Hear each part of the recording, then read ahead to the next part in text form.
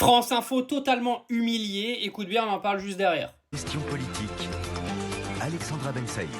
Mais avant de débuter cette grande interview, revenons sur l'émission de dimanche dernier. De nombreux auditeurs nous ont écrit au sujet d'une séquence de quelques minutes durant cette heure de programme. Elle concernait le nouveau maire de New York, Zoran Mamdani, et ses positions sur le 7 octobre, l'intifada et l'agence de l'ONU pour les réfugiés palestiniens. Dès mardi, nous avons apporté des précisions, des corrections. Vous les trouverez sur notre site. La rigueur de l'information est notre valeur cardinale. Question politique reste le premier rendez-vous politique du dimanche en radio et de loin. Ça, ce sont les derniers chiffres Médiamétrie.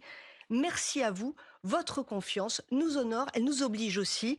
Un mot, Alix Bouillaguet. Oui, lors de l'interview, il y a effectivement eu des formules imprécises et parfois inexactes. Si j'ai pu heurter les auditeurs et les téléspectateurs, je m'en excuse, mais il n'y a eu de ma part aucune intention partisane, aucune volonté de déformer les faits sur des questions qui sont effectivement extrêmement complexes. Et pour clore cette mise au point, j'ajoute que le harcèlement en ligne est inacceptable. Il est aussi puni par la loi.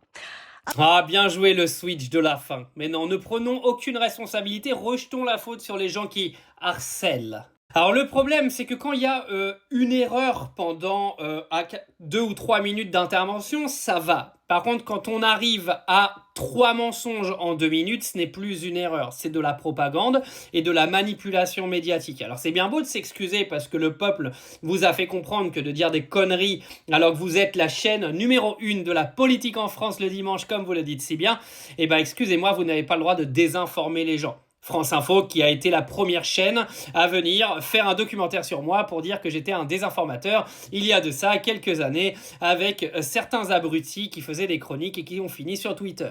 Donc quand on vient faire des chroniques sur les gens des réseaux qui soi-disant sont des désinformateurs, ne deviens pas un désinformateur toi-même et ne mens pas à la population française, France Télévisions. Parce que je tiens quand même à rappeler que France Info est quand même venu expliquer aux gens, donc à tous ceux qui ont regardé dimanche dernier et qui vont pas regarder ce qui s'est passé sur Twitter, que Mamdani n'aurait pas justement dénoncé les attaques du 7 octobre, ce qui est complètement faux. Il l'a fait à maintes reprises. Donc là, bien sûr, ils sont obligés de s'en excuser parce qu'ils n'ont pas le choix, parce qu'ils savent très bien qu'ils ont dit de la merde. Mais ils étaient venus également nous expliquer que l'UNRWA, donc, qui est également aujourd'hui financé par la France et financé par plein de pays occidentaux, finançait le Hamas, ce qui est complètement faux et ce qui a été prouvé par une enquête où il n'y a eu aucune trace de quelconque financement de l'UNRWA pour le Hamas. Donc quand vous venez balancer ce genre d'informations qui sont complètement fausses, faut en assumer les conséquences derrière, clairement. Donc heureusement que Manuel Bompard était là pour rectifier un petit peu tout ce qui se dit dans les médias, parce qu'aujourd'hui c'est pas le Rassemblement National qui va le faire, vu que de toute façon il balance aucun argument. Il faut bien clairement des gens qui connaissent quelque chose à la politique pour venir un petit peu rectifier les erreurs qui sont balancées aux yeux des gens pour clairement leur laver le cerveau, parce que c'est du lavage de cerveau. Mais quand en plus ce lavage de cerveau il est orchestré par une chaîne qui est financée par l'impôt des Français, c'est un petit peu plus dérangeant pour le coup.